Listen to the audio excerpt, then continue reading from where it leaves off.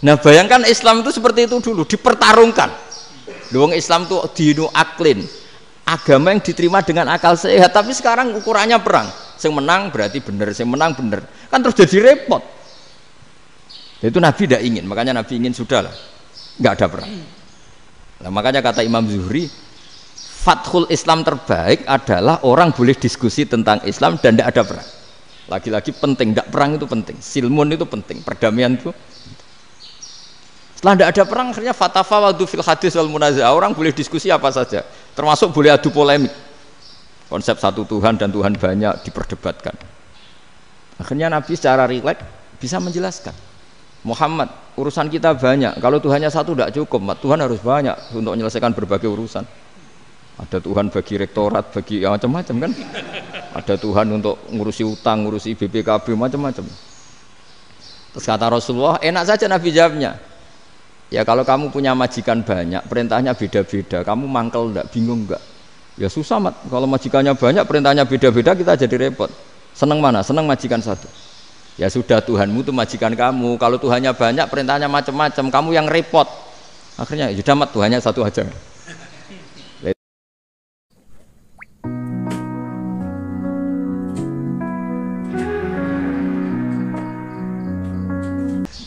Assalamualaikum warahmatullahi wabarakatuh.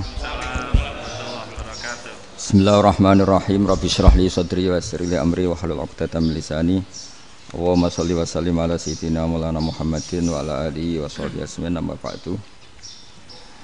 Ini yang saya hormati pertama, pengatur saya ini Profesor Dr. Haji Maskuri. Yang cara ngomong tidak kayak profesor tapi kayak jurkam. Jadi kalau ciri utama akademisi itu kalau ngomong itu teduh, datar, runtut, sehingga memaksa orang lain itu menerima karena runtutan logika yang terbangun.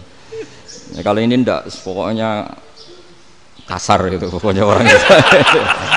Ini agak lazim, agak dalam dunia ilmu. Semua wakil rektor, semua yang hadir yang saya hormati, saya seperti yang dikatakan moderator Bapak Anwar, bahwa memang saya tidak boleh terikat sama yang di belakang ini, karena ini kayak apa ya? Ada satu madhab yang anak-anak Unisma semuanya harus tahu, teman-teman di Unisma. Menjelaskan itu tidak lebih baik. Jadi karena seakan-akan belum melakukan. Indonesia itu dulu kedatangan Islam itu tidak pernah dipertentangkan antara Islam dan negara, sehingga diskusi itu sudah salah karena para wali itu tidak pernah mempertentangkan Islam dan keindonesiaan atau kebinekaan. Satu, bahwa para wali itu misinya dakwah. Di mana-mana dakwah itu pasti ketemu yang berbeda. Mulai beda agama, beda pilihan madhab, beda tradisi, beda kultur. Jadi itu tidak perlu dipertentangkan, tapi malah itu jadi lahan dakwah. Sehingga kita-kita ini kalau diminta diskusi hubungan negara dan agama, malah bingung. Memangnya kenapa? Itu seperti dulu zaman P4. Saya punya kawan di Jogja, teman saya nulis tafsir Profesor Zaini, itu pernah zaman Pak Erto disuruh sosialisasi P4 di Papua. Apa hubungan Pancasila dan UUD 45? Itu orang Papua jawab, hubungannya baik-baik saja Pak. Jadi yang unik itu ketika disuruh baca Pancasila, 1 Pancasila, 2 ketuhanan yang Maha Esa. Nah, akhirnya 6 kan? Kenapa Pancasila jadi 6? Yang unik itu ketika ditanya, ini saya melihat langsung di TV 7 itu, Indonesiaku ini. Ada anak-anak kecil ditanya, bendera ini milik siapa? Bendera merah putih itu. Jawabannya apa? Milik sekolahan Pak aja. Karena memang milik sekolah. Itu yang tanya itu kaget. Milik sekolahan Pak. Nah, tentang tema ini mohon dibaca ini langsung start ya, langsung serius, karena tadi sudah kayak jurkam tadi, ini yang langsung khas ilmuwan. Ini sebagai penghormatan saya pada Unisma, ini khas keilmuan. Imam Zuhri adalah gurunya Imam Malik. Ya, saya ulang lagi ya, Imam Zuhri adalah gurunya Imam Malik. Halaman 29. Ini langsung start, saya baca halaman 29. Ada ini terutama yang para punggawa-punggawa ini. Saya baca ya. Ini teks tidak ada yang saya rubah, memang persis seperti ini. Bismillahirrahmanirrahim. Yaqulu Zuhri, ini gurunya Imam Malik. Fama futiha fil islami fathun qablahu kana a'zama minhu. Innama kanal qitalu haitsul taqon nasu. Falam makanatil hudnatu wa wadu'atil harbu wa amanan nasu ba'duhum ba'do wal taqaw fatafawadu fil hadits wal munaza'ah falam yaklim ahadun bil islami ya'qilu syai'an illa dakhula fihi walaqad dakhalataini kasanaten mithlu man kana fil islam qabla dzalika au aktsar. Terus ini ngomongnya harus santai, enggak boleh provokatif. Begini, kita tahu dalam perdamaian Hudaybiyah itu poin-poinnya itu semuanya merugikan Islam. Di antaranya adalah jika yang Islam masuk kafir harus dibiarkan karena berarti masuk ke habitat asli. Karena Nabi sebelum jadi Nabi komunitas pokok itu kafir, sehingga kalau Islam masuk kafir kembali ke habitat. Tapi kalau Islam masuk kafir, kafir masuk Islam itu harus dikembalikan karena dianggap bid'ah. Maka kalau kamu dituduh bid'ah itu tenang saja dulu. Nabi itu ya dituduh ji'ta bidinin muhdas, kamu datang dengan agama yang baru. Cuma agak diteruskan wa kullu muhdatsatin bid'ah wa kullu bid'atin dalalah. Jadi orang-orang kafir dulu kalau ngomentari Nabi ya ji'ta bidinin muhdas, kamu datang dengan agama yang baru. Nabi nurut. Semua perjanjian yang merugikan Islam itu Nabi nurut. Tapi Nabi hanya minta satu hal, jangan ada perang 10 tahun. Dan orang boleh seminar, boleh diskusi tentang Islam. Ya ini dengerin betul ini. Jadi saya tidak akan provokatif, ini pakai logika. Nanti bisa dipakai disertasi doktor. Tapi saya minta orang boleh diskusi, boleh seminar tentang Islam. Akhirnya saat itu juga ada orang yang masuk Islam. Di depan tulisan itu belum kering istilahnya. Datang ke situ namanya Abu Jandal bin Suhail bin Amr.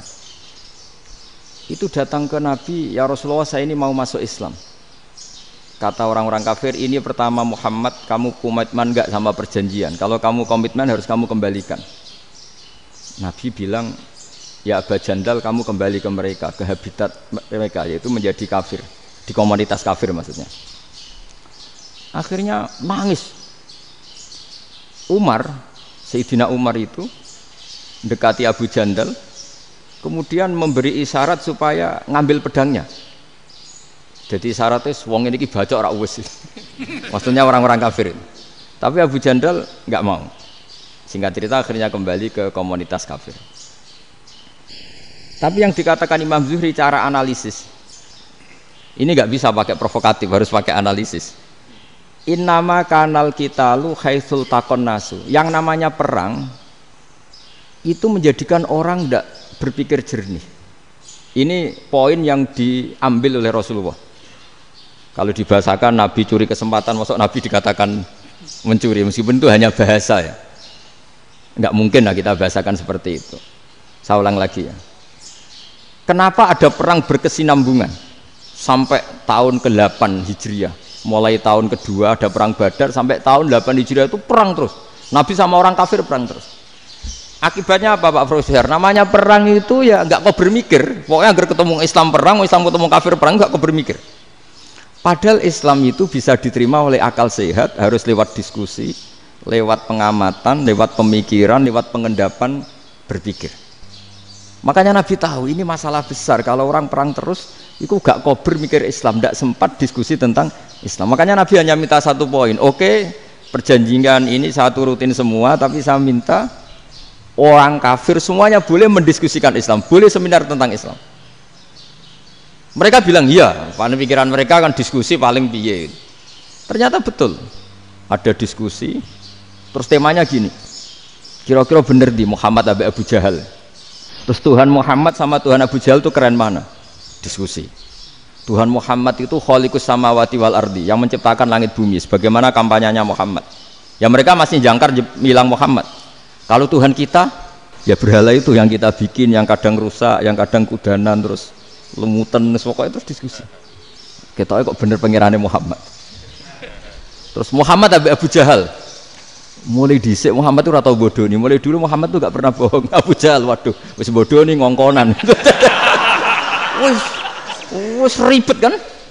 Dan semua diskusi itu mengarah ke kebenaran Islam. Wah, akhirnya wong kafir sing tokoh-tokohe cara Jawa yo wah semane jebule masalah ini kan. Artinya gini, kalau kita ingin Indonesia damai, sebenarnya yang untung itu Islam. Karena Tuhan yang menciptakan langit dan bumi tentu gak akan diperbandingkan atau akan dikalahkan oleh Tuhan yang lahirnya saja sudah di bumi. Misalnya kita menjual Tuhan Allah, siapa itu yang menciptakan langit bumi yang ada sebelum langit bumi? Bandingkan dengan Tuhan yang lahirnya di bumi, ada tanggal lahirnya, ada aktenya, itu kan sudah ribet kan? Begitu juga kalau memperbandingkan tokoh. Muhammad itu siapa? Tokoh yang bisa menyatukan pan Arabik, tokoh yang begini-begini, yang sayang istri, sayang keluarga. Dibandingkan dengan tokoh Abu Jahal, Abu Lahab yang corong jauh penggaweannya yang ngerugikan orang lain. Akhirnya orang itu mulai tertarik sama Islam. Makanya kata Az-Zuhri pakai bahasa dulu, falam yaklim ahadun bil Islam. Tapi kalau sekarang yang populer itu bahasa yatakallam. Sebenarnya yang benar itu bahasa kalimah yaklimu kalaman, karena masdarnya itu kalam, berarti sulasi nopo mujarrad. Tapi di fi'ilnya itu mujarradnya enggak kelaku. Jadi di fi'ilnya takallama ya takallamu, tapi untuk masdarnya yang kelaku kalaman. Jadi ini agak unik, agak enggak lazim. Mestinya kan takallama ya takallamu takalluman, tapi di masdarnya kalam populer, tapi di fi'ilnya tidak populer. Saya teruskan ya. Ini penting sekali. Jadi menjual Islam, kalau boleh dibahasakan menjual, itu tetap enak dalam kondisi damai. Karena kalau kita perang, itu bawaannya kalau ketemu ya perang. Kalau ketemu perang, sehingga orang itu rakober diskusi dulu. Saat benernya Islam sampai kafir itu bener di. Karena tidak kober diskusi, tidak sempat diskusi, orang yang milih yang kafir. Karena yang mayoritas yang kuat. Sementara Islam zaman itu lemah. Lah Nabi itu yang diminta hudnah, yang penting kita damai. Terus orang boleh mendiskusikan benar mana kita dan mereka. Ya setelah diskusi ya tadi kan nggak mungkin Allah yang begitu keren hebat pencipta langit bumi dibandingkan berhala yang mengurus dirinya sendiri saja tidak bisa. Walhasil terus orang mulai tertarik sama Islam dan aturannya nggak boleh dilarang diskusi itu. Nah makanya saya pernah ditanya beberapa profesor di Jogja, Gus suatu saat kalau kampus paling keren di Jogja ini ada Islamic Studies kemudian pengajarnya dari berbagai agama, ini riskan nggak bagi Islam?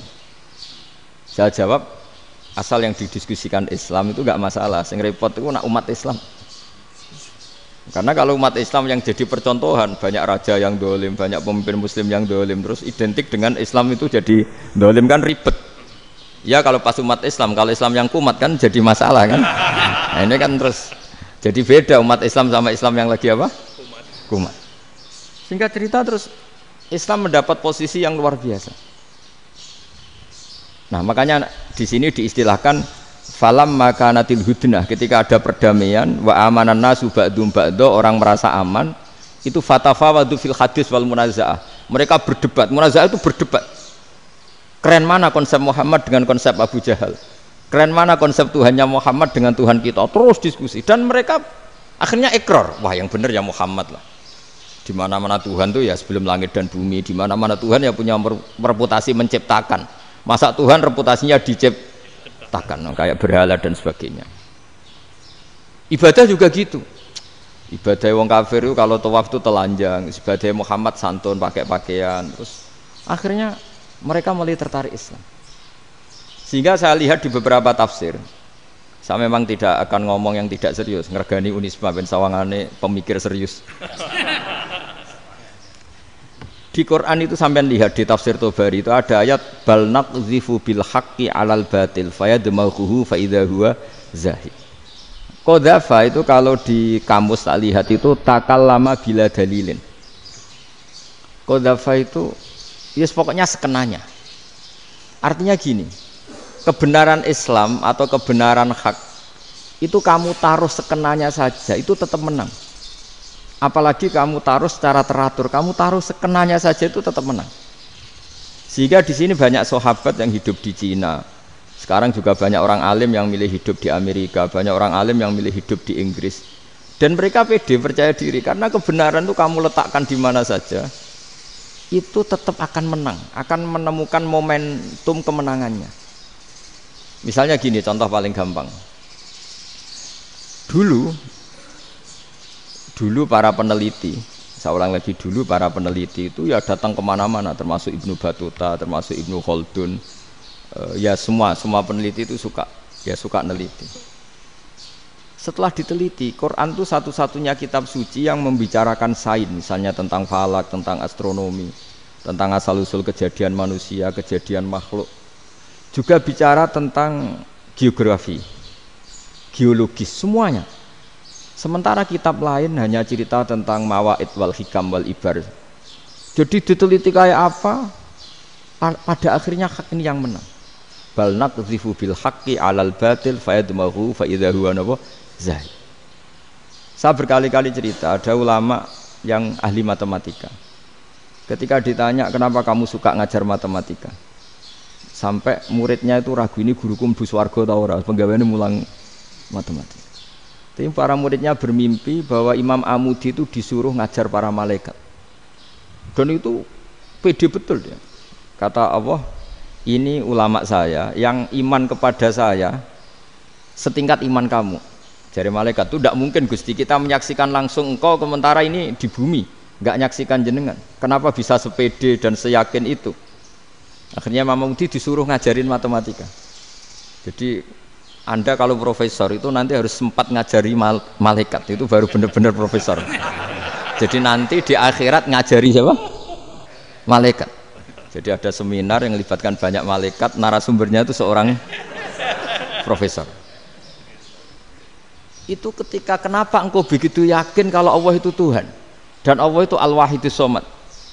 Terus Imam Amudi mulai nulis angka gak beraturan, 2, 3, 4, 5 sampai 1 miliar, 1 triliun, semuanya gak beraturan. Kata beliau, nisbatus naini wasalasa ila ma la nihayatalaha iku nisbatul far'i ilal asli. Mbok angka sebanyak apapun, 2 dibanding 1 ya far'ul wahid, 3 dibanding 1 ya far'ul wahid, semua angka yang enggak terhingga pun dibanding 1 semuanya far'ul wahid. Semua angka sebanyak apapun itu cabang dari angka 1. Fakullu hadil awalim far'un minal wahidis somad, yaitu Allah Subhanahu wa ta'ala. Wakil malaikat tepuk tangan, iya juga. Jadi begitu juga ada ulama itu ahli gambar. Saya dulu ngaji sama Mbah Mun Al-Husunul Hamidiyah, itu kitabnya itu banyak gambarnya. Dan gale gambar yang ngawur betul, mangga ahli gambar. Saya lek Apple, terus sempurna lek. Semua gambar bangunan, gambar sapi, pokoknya gambar. Ternyata dia menemukan Tuhan itu dari gambar. Gambar serapi ini atau seruwet ini sama. Gambar rapi sama ruwet itu sama kalau dalam pandangan tauhid. Dimulai minan nuqtah al-wahidah. Kowe cek gambar sing rapi, sing indah, cek gambarmu elek. Dimulai dari 1 titik, dan titik ini nuqtatil wujud, yaitu Allah Subhanahu wa ta'ala. Jadi nak cara ahli tauhid gak penting gambare api, menang lomba atau ora penting. Butuhe hadis surah ini gambar baik yang rapi maupun ndak adalah min nuqtah dari 1 titik. Ya, alam raya sebanyak ini mbok gambar mbok ora, cek mulai Mars sampai Jupiter kabeh semua bentuknya yang banyak ini semuanya min nuqtatil wujud, yaitu dari titik wujud, yaitu Allah Subhanahu wa ta'ala. Di sini hebatnya ulama-ulama, mbok dia pengajar matematika, mbok pengajar gambar, semuanya dipakai perangkat untuk tauhid. Ya, itu kan juga bagian dari Islam damai, Islam yang sangat tidak perlu perang untuk orang dipaksa Islam. Enggak perlu provokatif kayak tadi pidatone rektor jenengan tadi.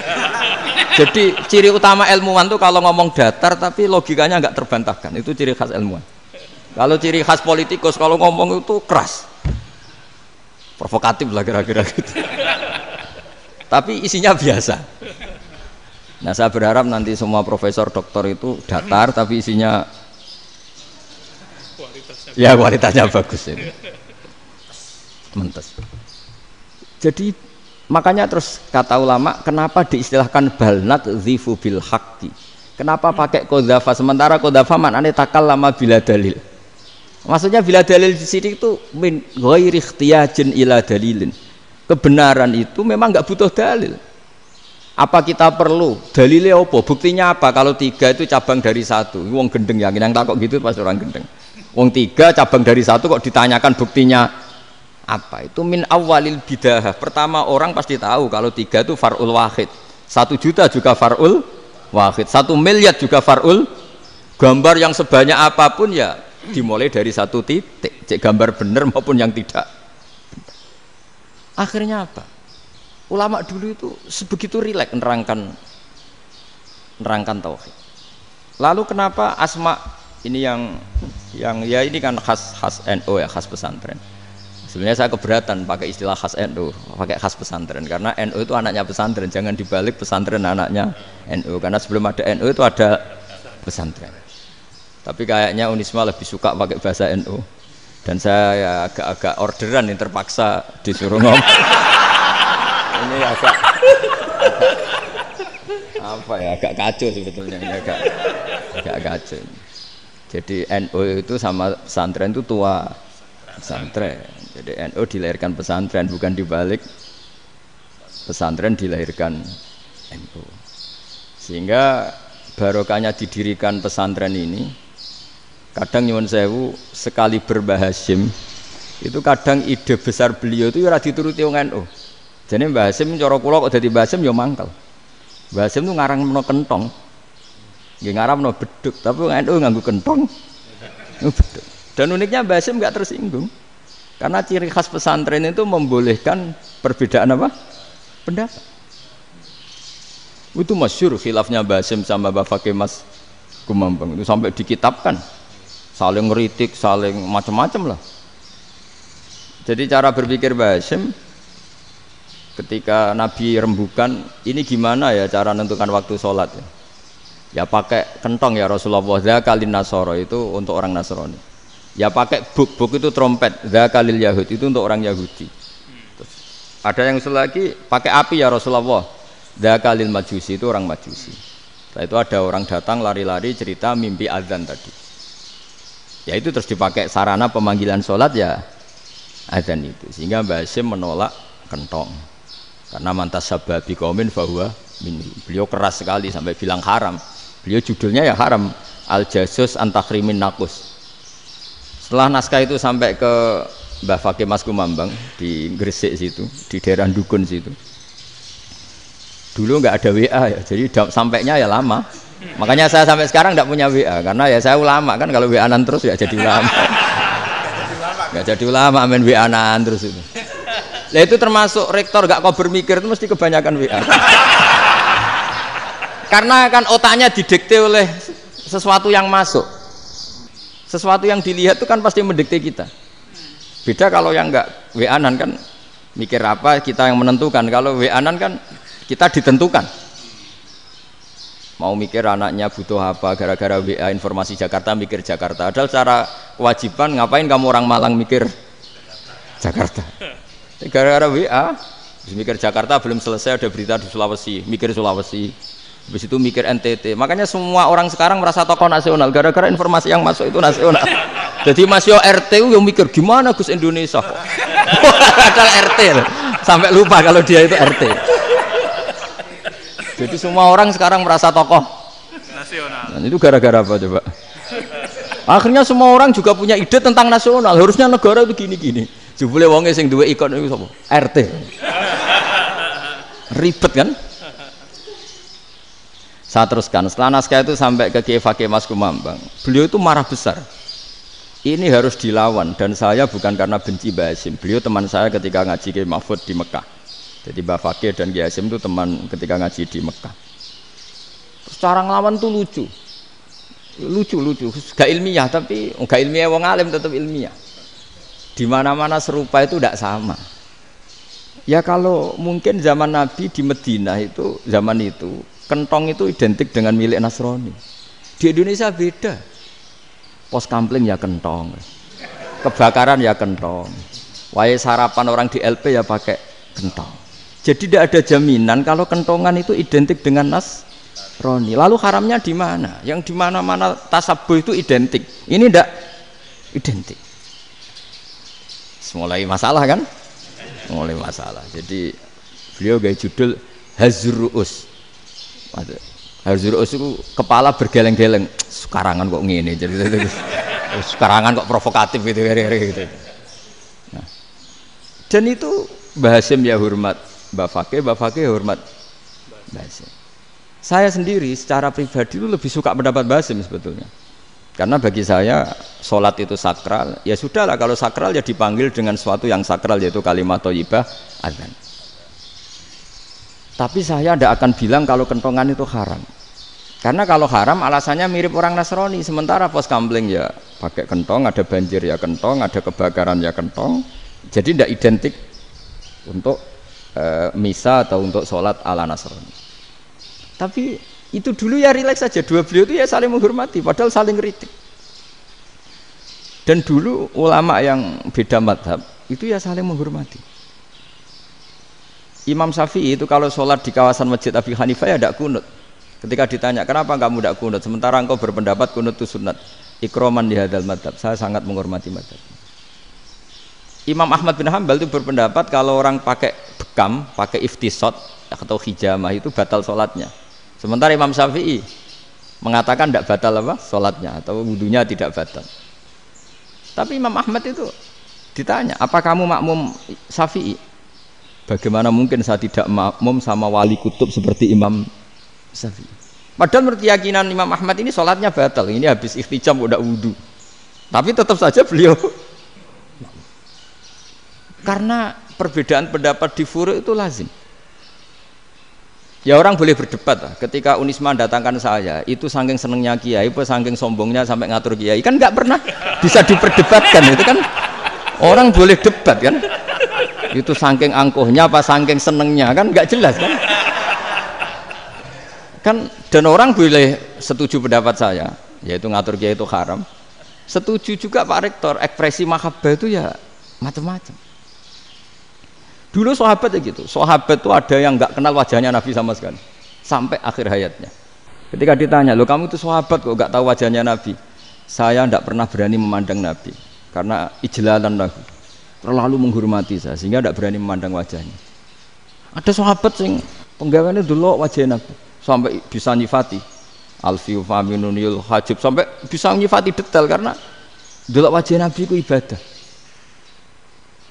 Ada seorang wali ditanya, kalau kamu di surga ingin nggak melihat Allah? Enggak.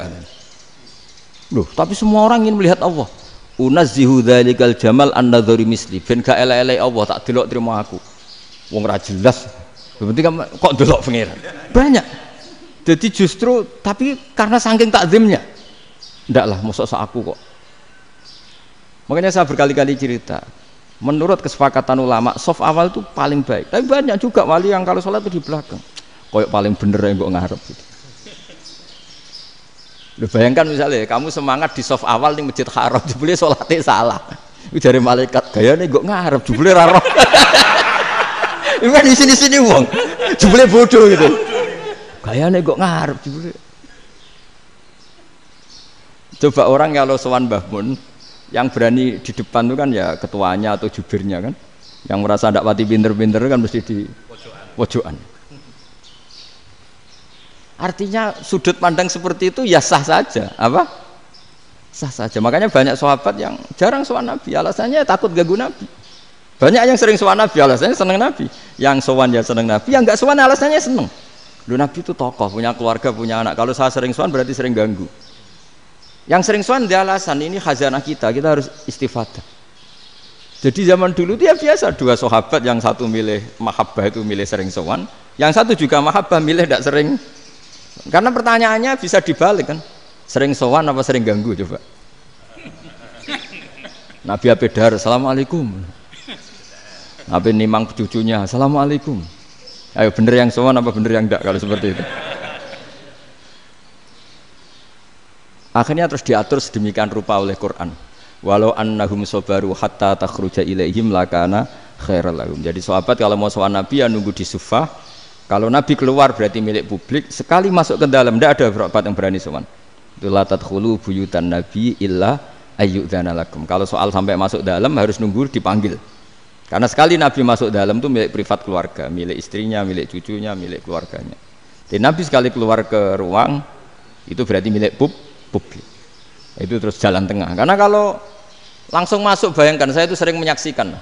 Mbah Mun habis ngaji 2,5 jam ngaji Jalalain, baru masuk, Assalamualaikum. Padahal yai mungkin mau ke kamar mandi, mau ini itu.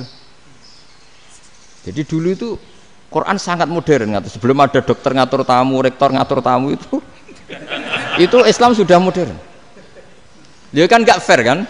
Misalnya saya ke Unisma harus janjian pakai ini, terus kalau misalnya ke sini selonang-selonang kan lucu kan, mentang-mentang kiai terus juga sowan-sowanan selonang-selonang. Padahal kalau kita mau ke mereka pakai protokol. Sering tidak fair dunia ini. Tapi karena aku kiai ra oleh gelo ya sudah. Akhirnya saya memutuskan gak gampang kemana-mana karena itu.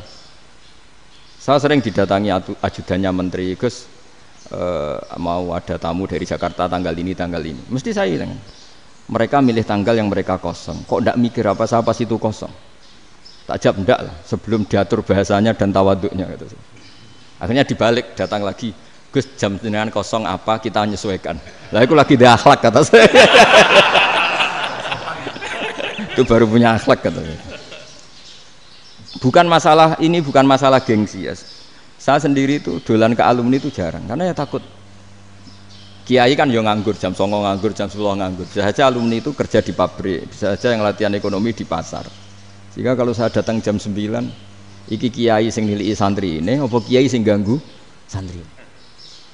Nah karena orang ini melakukan rutin, gak kok berpikir, pokoknya ngono jenenge silaturahim. Mau nyerah kok berpikir, padahal kalau diangen-angen ini kiai yang nilai santri ini, apa kiai yang ganggu santri ini karena datang di jam kerja. Nah, bayangkan kalau kebenaran dulu itu dikawal oleh satu peradaban perang. Jadi Nabi sesuai diangen-angen Pak Nabi.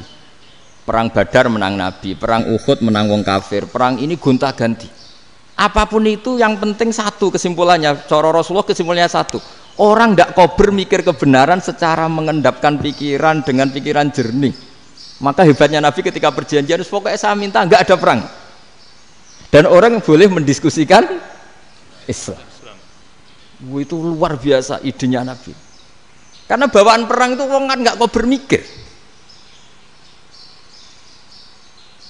Ibarat seorang misalnya senang satu perempuan, ketemu rivalnya langsung perang kan nggak mikir. Tapi kalau kau bermikir, dia ngenangen cawe wedok iku ora seneng aku. Untungnya apa untuk wong ayu ora seneng, malah mau loro hati. Terus sudahlah, buruan dialihkan kemana kan gitu. Itu nak mau amen WA nan tukaran lewat SMS atau tarung langsung ora kau bermikir. Tapi kalau kau bermikir, akhirnya berpikir nih. Perempuan tadi sebenarnya yang disenangi siapa? Oke, ternyata senang Pak Rektor. Sudah kita ngalah. Karena tidak ada nikmatnya kan menikahi perempuan yang sama sekali tidak mencintai kita. Tapi kalau nak kau berpikir pokoknya diprovokasi, wah kue kalah mbek A, kue kalah mbek B. Pikirannya kan ojo sampai kalah. Bareng wis menang ternyata ada mas. Nah bayangkan Islam itu seperti itu dulu, dipertarungkan. Wong Islam itu dinu aklin, agama yang diterima dengan akal sehat. Tapi sekarang ukurannya perang. Yang menang berarti benar, yang menang benar. Kan terus jadi repot. Itu Nabi tidak ingin, makanya Nabi ingin sudahlah, nggak ada perang. Nah, makanya kata Imam Zuhri, fathul Islam terbaik adalah orang boleh diskusi tentang Islam dan tidak ada perang. Lagi-lagi penting, tidak perang itu penting, silmun itu penting, perdamaian itu. Setelah tidak ada perang, akhirnya fatafawadu fil hadis wal munazah, orang boleh diskusi apa saja, termasuk boleh adu polemik. Konsep satu Tuhan dan Tuhan banyak diperdebatkan. Akhirnya Nabi secara rileks bisa menjelaskan, Muhammad, urusan kita banyak. Kalau Tuhannya satu tidak cukup, Tuhan harus banyak untuk menyelesaikan berbagai urusan. Ada Tuhan bagi rektorat, bagi macam-macam kan. Ada Tuhan untuk ngurusi utang, ngurusi BPKB, macam-macam.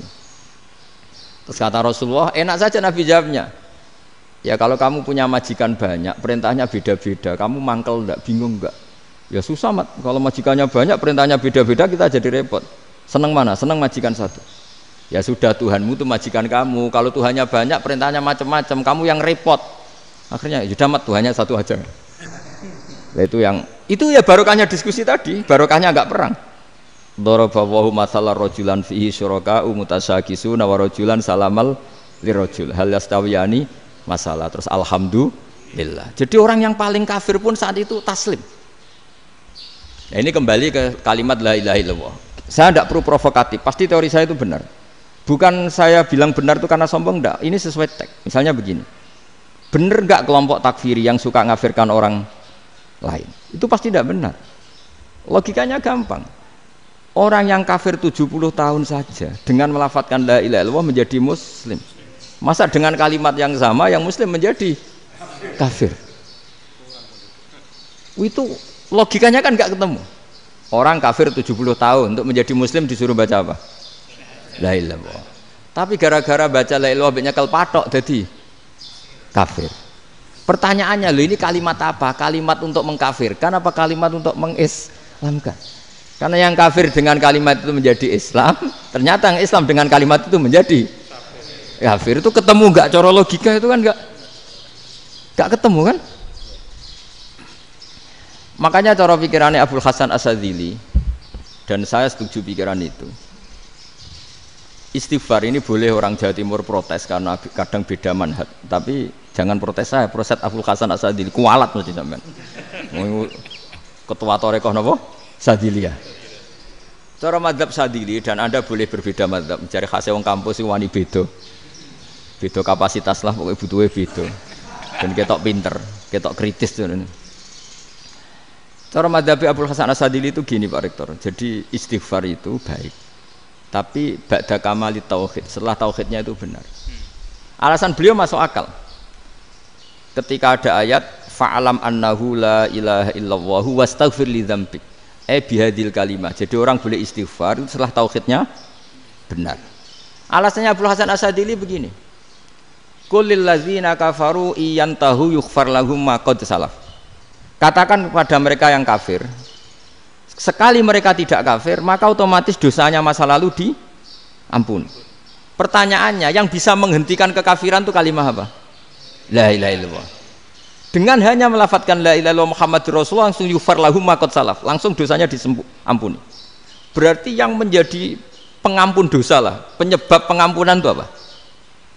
La ilaha illallah. Itu bahkan orang kafir belum istighfar.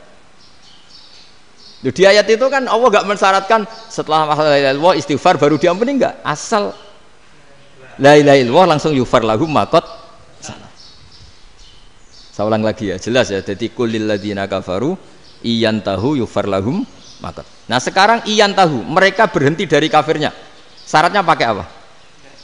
La ilaha illallah Muhammadur, itu langsung yughfar lahum ma qad. Artinya apa?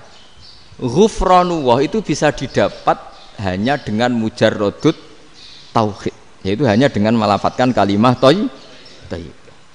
Dan sahnya istighfar juga berdasar kalimat thayyibah itu. Misalnya gini, orang kafir sebelum Islam melafadzkan astaghfirullah, astaghfirullah, astaghfirullah, kira-kira diterima enggak? Enggak kan? Karena syaratnya istighfar ba'dat tauhid. Nah, makanya dalam madzhab Sadzili istighfar itu setelah la ilaha illallah.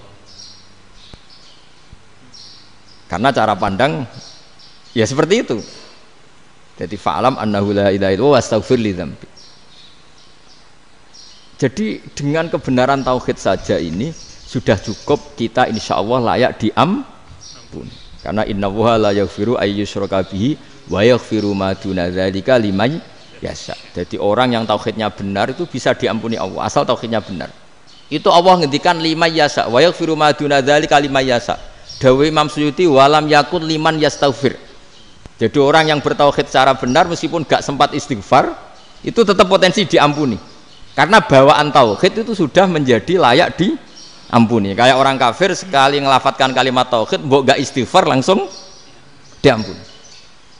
Nah, karena melihat seperti itu terus orang berlomba-lomba memperbanyak jumlah ngelafatkan la ilaha illallah. Jadi kita yang alim, kita semua, saya tidak bilang saya, kita termasuk yang di pinggir-pinggir saya ngaku alim yang orang masalah lah soalnya. Kita semua yang alim-alim itu tahu bahwa la ilaha illallah itu super. Sudah bawaannya tauhid, juga punya kelayakan diampuni. Nah, kemudian nasib kita agak sial. Malah kalimat ini dituduh bid'ah, dituduh khurafat. Mergo Nabi enggak pernah tahlilan, Nabi enggak pernah. Nabi enggak pernah tahlilan, kalau diartikan Nabi ora tau maca la ilaha illallah, nek gak kalimat ini. Nah, ini provokatif ini. Jadi ini sudahlah keanehan-keanehan ini kita terima karena ciri utama wali, ciri utama ulama itu wa'udhu fisabili, harus pernah disakiti. Jadi kalau Unisma sakit karo dituduh apa? Dituduh bid'ah itu berarti belum calon ulama. Calon ulama itu wa'udhu fisabili, harus disakiti. Jadi kalau kamu disalahpahami itu ya harus santai. Provokatif tadi. Iya, termasuk provokatif tadi. Termasuk diatur tadi itu. Jadi kalau cara berpikir kan, karena mereka itu memang kalau kita turutin itu memenya itu terlalu, kadang menghujat kita itu enak ya jadi GNU, ada orang mati datang, kiainya dapat makan, dapat rokok, terus pulang gitu. Jadi apa? Terus kita kayak tersangka terus. Kita kan kayak tersangka terus. Tertuduh terus itu. Terus yang orang NU ya memenya juga nggak kalah ekstrimnya. Boleh ya ajaran orang nggak boleh ngasih kiai gitu. Berarti boleh dong ajaran kikir. Jadi memang kadang apa ya, cangkem elek lah bahasa kasarnya itu. Itu memang kadang lebih mengenakan kalau kita datang ke acara mayat kan dapat makan, dapat minum. Kalau yang sohibul bed rokok ya dapat rokok. Kalau kiainya dapat wajib, kadang 20.000, kadang 50.000. Terus memenya itu kok setega itu ya, ada orang meninggal kok malah kita makan-makan. Seakan-akan kan kultur ini biadab kan gitu. Tapi yang orang NU kebalikan bales. Oh ternyata nggak boleh ya mayat disodakoi. Ternyata nggak boleh ya orang dermawan. Berarti Islam membolehkan medit ya gitu. Model ini kan. Tak angen-angen itu luwih mandi timbang takbir ya kan. Karena ini kan memicu emosi kan. Memicu apa? Emosi. Nah, tapi saya kalau disuruh bela mana itu tidak ada yang saya bela. Ya seorang sudahlah kalau mau nganggur saja sudah itu. Ya tapi itu memang apa ya? Itu khazanah Islam. Ada yang kritik, ada yang enggak. Ya itu memang khazanah. Ya biasa aja kalau saya biasa.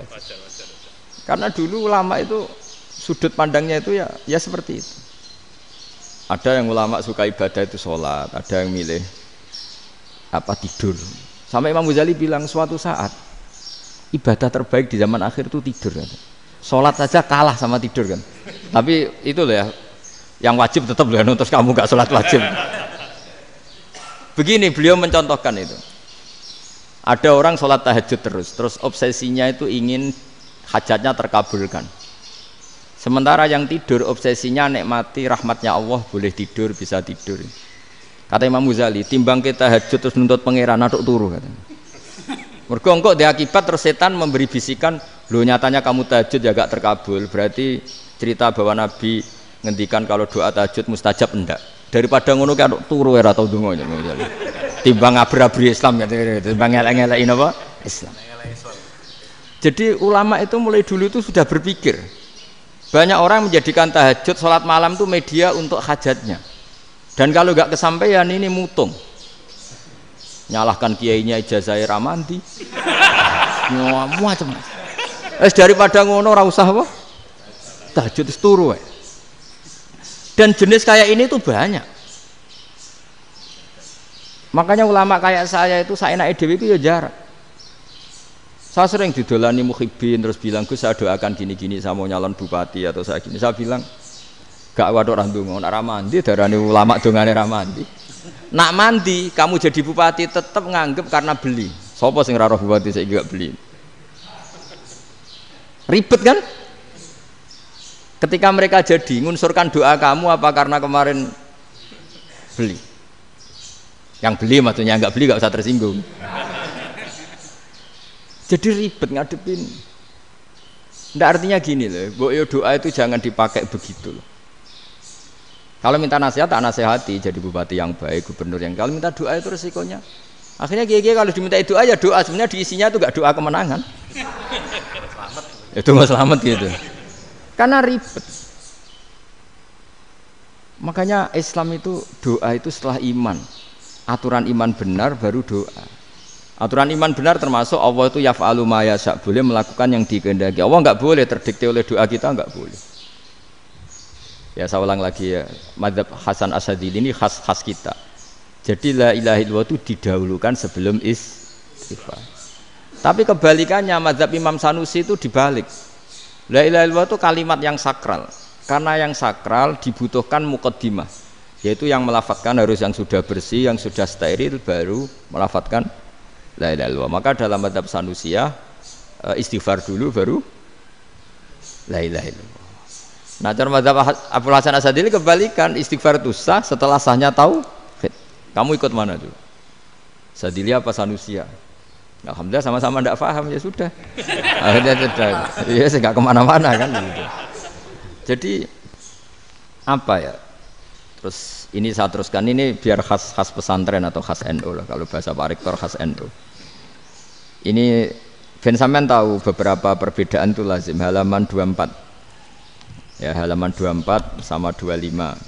Tak baca, ini masih orisinil. An Sufyan bin Uyainah, ini juga gurunya Imam Syafi'i. Kata Sufyan bin Uyainah, beliau cerita, kana Isa wa Yahya alaihi salam ya'tiyanil qaryah fayas'alu Isa an syirari ahliha wa yas'alu Yahya an khiyari ahliha. Jadi Nabi Isa dan Nabi Yahya itu satu generasi, sama-sama masih muda. Kalau di satu kampung yang Nabi Yahya tanya, ini keluarga terbaik siapa? Saya mau nginap di situ karena kumpul orang baik itu nyaman. Kalau Nabi Isa kebalikan, keluarga terburuk mana ya, saya tak di situ. Nah, terus akhirnya faqala lahu Yahya lima tanzilu ala syirarin nas, kenapa kalau kamu bermalam kok malah kumpul orang-orang yang nakal? Innama ana tabibun udawil mardo, saya ini nabi ibarat dokter, di mana-mana dokter yang ngumpuli yang sakit, ngobati yang sakit. Makanya di NU itu ya banyak Kiai Jazab mengumpuli yang nakal-nakal. Nak tepak yang ngentas yang nakal, nak ra tepak ya katut. Ini adu nyali lah sudah gitu. Tapi itu ada ilmunya, yaitu niru Nabi siapa? Isa. Kalau kamu dokter penelitian tuh cari daerah yang banyak pandemi apa yang bersih?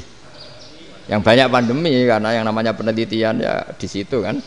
Kalau kamu dakwah ngentas kemiskinan, ke daerah miskin apa daerah kaya? Nah, sama kalau ngentas kefasikan, ke daerah fasik apa daerah orang soleh? Fasik. Ya, tapi itu Nabi Isa. Nah, kalau kamu tidak Nabi kan potensinya kan itu. Tapi setidaknya bahwa kita sering disalahkan karena punya beberapa tokoh yang ngancani fasik-fasik, itu sebenarnya ada dalilnya, yaitu Nabi siapa? Isa. Nah, terus masalah tegas dan lunak. Ketika ada mahasiswa misalnya pacaran, boncengan lanang dan perempuan, itu pilihan kita apa? Kalau tegas, terus gak mau mendengar kita. Misalnya gini, contoh gampang, tak beri contoh Pak D. Jangan orang tua, nanti secara fikih itu beda. Nah, ini kan kita orang pesantren, biasa ngaji fikih detail. Kamu Pak D seorang perempuan, mahasiswi misalnya, sering pacaran. Setiap ke situ sama pacarnya kamu diam saja. Padahal kamu dosen keislaman. Mesti pamanaan kamu nyimpulkan, ternyata pacaran itu tidak apa-apa. Buktinya Pak D itu tidak negur, menengahi. Ini berarti as-sukut alal mungkar. Tapi kebalikannya, Pak D ini terkenal keras. Nak rono mesti radiaku ponaan. Akhirnya yura rono. Mesti ngerti nak mesti diamuk. Nah, dua orang ini sama-sama gagal kan? Yang lunak menjadikan ponaannya pacaran terus karena enggak negur sehingga dikira membolehkan. Sing keras juga gak sempat bina, wong rono era wani. Akhirnya dua orang ini sama-sama enggak ketemu, sama-sama enggak berkesempatan membina kan? Gagal membina kan? Karena yang keras ponaannya enggak pernah situ, berarti enggak bisa bina kan? Yang lunak membiarkan berarti juga ada bina. Nah, Islam itu antara dua itu. Ya agak terlalu lunak, enggak terlalu keras. Karena kalau terlalu keras, misalnya ada kiai terlalu keras, lu masyarakat mau tanya itu gimana? Lari kan? Lu saya ini punya pengalaman pribadi. Saya ini kan kecelok orang alim. Itu kalau pernah ya saya itu berusaha ya pokoknya ya umumnya orang alim lah. Tenang, terus anteng, enggak gejlok-gejlokan. Itu enggak ada yang tanya. Saya mimpi ketemu beberapa ulama itu disalahkan. Terus umat saya kalau mau tanya itu ke siapa? Wong alim wis wibawa, meneng tambah banget wibawane. Kalau Quran sering gojlok rektor macam-macam. Terus wong wanita kok, saya biasa ke pasar pandangan dicegot orang. Gus, putri saya itu sering keluar darah tapi melebihi batas haid gini-gini. Kalau badhe sowan jenengan, gak usah sowan ning kene mbek ngadeg-ngadegan. Terus tanya, yang haid berapa hari, Gus? Ya supaya rudat ilal adat sebelum dia punya penyakit istihadah itu berapa? 6 hari ya sudah, kembali 6 hari lainnya mustahadah, tetap sholat, tetap normal. Tapi kalau saya wibawa, moro pasar gue tasbih seduwilu. Iku mesti wong salaman njaluk donga yakin lho. Tapi baru kayak rada uraan ketemu wong-wong. Dol pening ndi? Mak pening ndi? Gus beneran Gus ketemu jenengan kula wingi badhe tuwa kok. Akhirnya tanya. Dadi uraanku iku amdan. Lho nek sampean asli, iki asli uraan. Karena ndak uraan lah tetap ndak wibawa kan. Jadi baru kayak uraan itu ya banyak. Saya itu kalau ngantor di Jogja itu banyak orang yang tanya. Ya biasa tuh tanya macam-macam. Karena saya uraan. Ke pasar ya orang, bahkan di bis sering ketemu orang. Wah beneran Gus kalau badhe sowan jenengan badhe tanya ini. Ya sudah di sini aja. Jadi semua itu diilmoni. Nah, Nabi itu punya sisi yang dua-duanya jalan. Memang beliau luar biasa, dipilih Allah yang luar biasa. Nabi ketika wibawa itu banyak sahabat yang bahkan mengenali wajahnya aja tidak bisa. Ka'anna ala ru'usihim at-tayr. Bayangannya seakan-akan di kepalanya itu ada burung yang takut terbang, saking antengnya.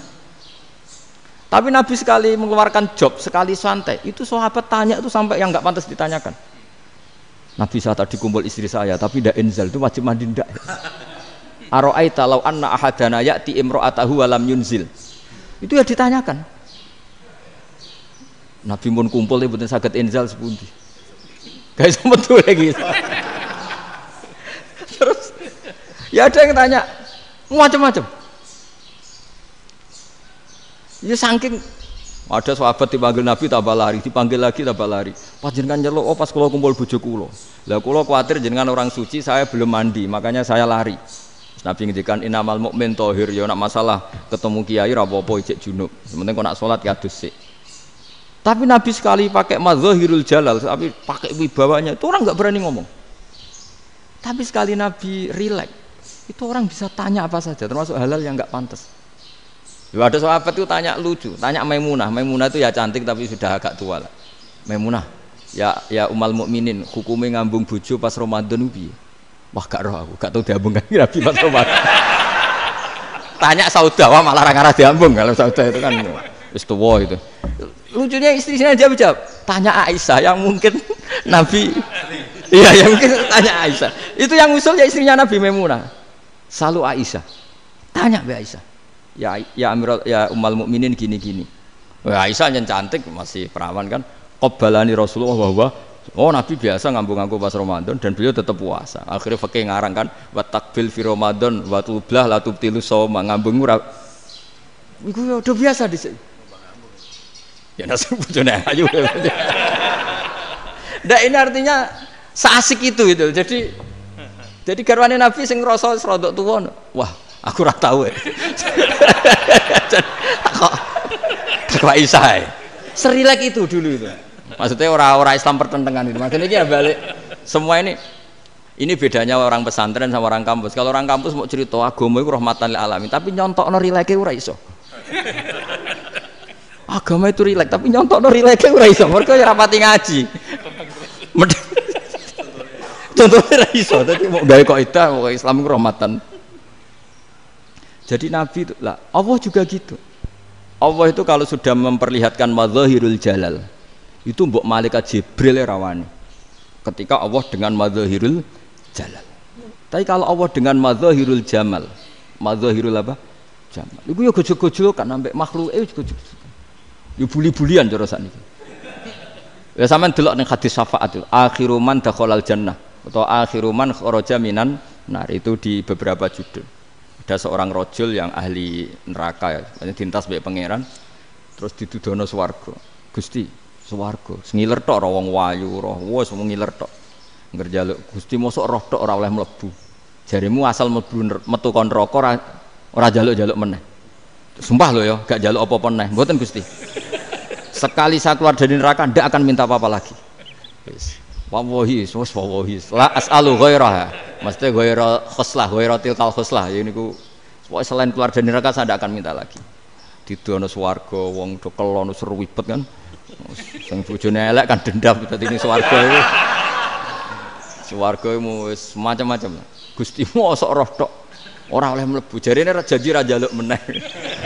Akhire ya wis didelokno neraka. Jadi pangeran jawabe gampang didelokno neraka. Roh neraka begitu menyakitkan, begitu ngeri. Sudah Gusti saya tidak minta surga, sementing enggak masuk neraka. Rabbana srif anna adzab jahannam. Setelah lama itu diadepno swarga njuk mlebu swarga, terus diadepno nang neraka.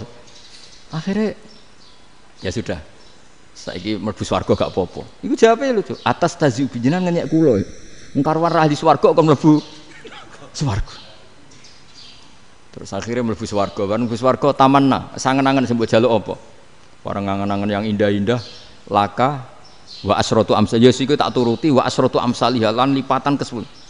Jawabe wong lanang ya lucu. Atas taziu bi wa anta rabbul alamin. Jenengan pangeran kok ngenyekan. Maksudnya wis karwan aku ora pantes. Terus jare pangeran la astazi'u bika walakinni ala ma asya'u qadir. Aku gak ngenyek kowe, pancen aku pangeran. Nuruti kowe iku iso. Jadi Allah sendiri ketika dengan madzahirul jamal itu malaikat ya ono sing wani bantah. Masyhur itu kan malaikat sing bantah pangeran ataj alufiya mayufsidu fiya wasfikut. Karena Allah dengan madzahirul jamal. Sing paling masyhur Nabi Musa.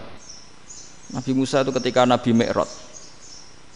Nabi Mi'raj itu beliau kira-kira di langit keempat lah yang masyhur atau kelima. Ngelangkai. Nabi Musa nangis, ya Rabbi ini apa-apaan? Orang sing ja'a ba'di kemudian melangkai makom saya ini apa-apaan?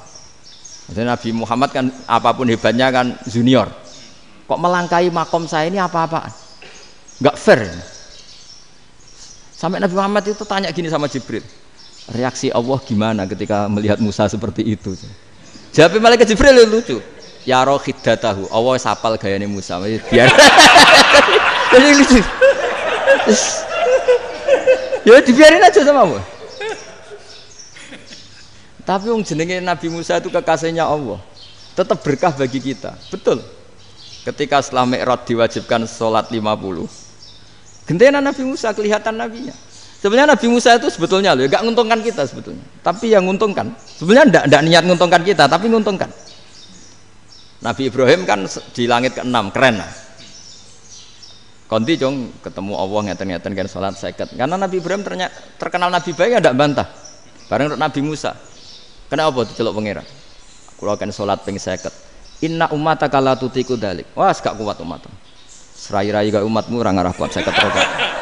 Tapi sebenarnya Nabi Musa itu niatnya bukan membela kita. Fa inna ummati la umatku sing gagah-gagah ra iso meneh umat. Berarti sebetulnya ya itu masih pakai gengsinya sebetulnya. Wes ngono-ngono lah sementing kita untung. Sebetulnya dia itu enggak terima wong umat saya aja yang lebih kuat. Enggak kuat apalagi umatmu.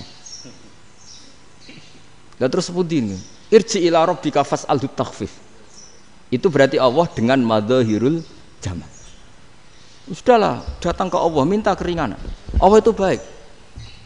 Minta, ambek Allah diringana mau 5 tok, jadi cek 45. Balik ke Nabi Musa, piro 45, cek ra kuat umat. Wong umat kowe ra kuat, jadi sebenarnya dia bilang umat kowe ra kuat. Lho cara Nabi Muhammad model wong Malang, yo beda umatku mbek umatmu. Ribet kan? Beda. Lho Nabi Muhammad kan ndak seperti itu kan? Ndak punya akhlak Malang kan, akhlak. Maksudnya akhlaknya mujur itu loh, akhlak yang baik gitu. Ya akhlak yang mujur, bukan yang malang gitu. Jadi Nabi ya manut. Tinggal 40 kan, dikurangi lagi 35 sampai 9 kali kan, masyhur itu. Ya kan kalau dikurangi 55 kan berarti turun naik kan 9 kali. Itu setelah 5 itu Nabi Musa aja usul, masih ragu. Itu cara Nabi munggah nentek. Ini entek ya. Terus iya doa tuntas betul. Bisa bebas. Terus munggah ado-ado lha opo? Ngapain itu? Akhirnya Nabi Muhammad sudah sampun ya kalimah Allah, saya ini malu sama Allah Musa. Sudah 9 kali dan diturutin terus. Jadi Allah kalau dengan madzahirul jamal itu Nabi Musa biasa nego sama Allah. Tapi ketika Allah dengan madzahirul jalal itu Nabi Musa enggak berani. Yaitu di hadisus syafa'ah. Hadisus syafa'ah ketika manusia datang ke Nabi Adam, ya tuna Adam. Ya Adam anta abul basar ngene isfa'li ana inda rabbik. Kamu saya minta mensafaati kita. Nabi Musa, Nabi Adam inna rabbi qad ghadibal yawma ghadaban lam yaghdab qablahu mislah wa la yaghdab ba'dahu mislah. Ini Allah sedang murka besar dan tidak akan murka seperti ini lagi. Sudah saya tidak berani, nafsi. Nabi Ibrahim enggak, termasuk Nabi Musa ketika itu ya enggak berani. Karena Allah dengan madzahirul jalal. Itu Nabi Musa enggak berani. Sudah saya sendiri itu pernah salah. Yaitu saya membunuh seseorang yang enggak disuruh oleh Allah membunuh itu. Yang pas jotosi orang Kipti. Akhirnya datang ke Nabi Muhammad. Pas ke Nabi Muhammad, Allah dengan madzahirul jamal. Dengan madzahirul jamal sampai Kanjeng Nabi ngendikan analah saya akan memintakan syafaat kalian. Terus fa ahmadu rabbi bima hamida allamaniha rabbi. Saya muji Allah dengan pujian-pujian yang orang lain tidak tahu, hanya saya yang diajari, kata Rasulullah. Nah di sini menurut banyak ulama termasuk kitab yang saya baca, kenapa Muhammad sebagian namanya Ahmadu? Itu dari af'al tafdil fa Muhammadun Ahmadu min ghairihi. Muhammad Rasulullah itu kalau muji Allah di atas cara mujinya nabi yang lain. Jadi Ahmadu bukan dari fi'il mudhari' lil mutakallim tapi dari af'al apa? Tafdil. Fa Muhammadun Ahmadu min ghairihi. Bahwa Kanjeng Nabi Muhammad sallallahu alaihi wasallam itu cara mujinya Allah di atas pujian para nabi. Makanya di sini Sayyid Ali Zainal Abidin kalau muji hamdal hamidin wa fauqa hamdil hamidin. Jadi pujian saya ini di atas rata-rata cara mereka apa? Memuji. Yaitu sirinya apa? Nabi itu tahu bahwa akhirat itu tidak bisa batasi Allah. Kamu tidak bisa nyemprit Allah. Allah, ini akhirat loh. Amal sudah ada manfaat. Ingat itu. Tidak bisa seperti itu. Allah itu nggak bisa tunduk sama konstitusi yang bernama akhirat. Artinya Allah meskipun di akhirat tetap duwe hak yaf'alu ma yasa atau yaf'alu ma yurid. Nggak bisa kamu terus wah ini akhirat amal ra iso dikirim wong mati, amal ra iso dikirim. Yo pangeran kok mbok atur. Kalau kita yang mengirimkan tidak bisa, tapi kalau Allah tetap bisa. Makanya ada kiai mengatakan kodok qadar ora iso dirubah, itu kamu. Makanya ada seorang kiai ditanya, kodok qadar ora iso dirubah sekali dicatat selesai. Jari kiai tadi, tapi nak Allah iso. Dalile apa ya yamhu ma yasha wa yusbit. Nak Allah ya iso, sing ra iso kan kita.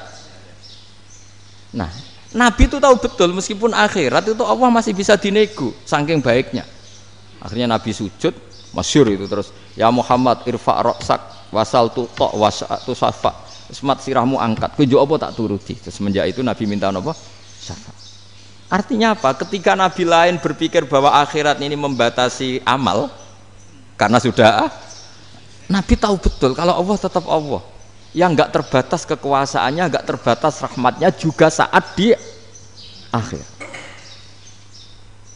Makanya disebut fa Muhammadun Ahmadu min ghairihi. Makanya wa mubasyiran bi rasuli ya'ti mim ba'dismuhu Ahmad. Jadi makanya terus banyak GNU sing wis macam-macam lah. Sing ana sing potongane wedi terus hati-hati. Niku berarti makome madzahirul jalal. Ana sing amen guyon nek makome madzahirul jamal. Ana sing ra jelas ngene iki, sing ra jelas. Nak guyu buanter kok nak nangis yo buanter. Jebule urusan utang lah ini sudah yang udah.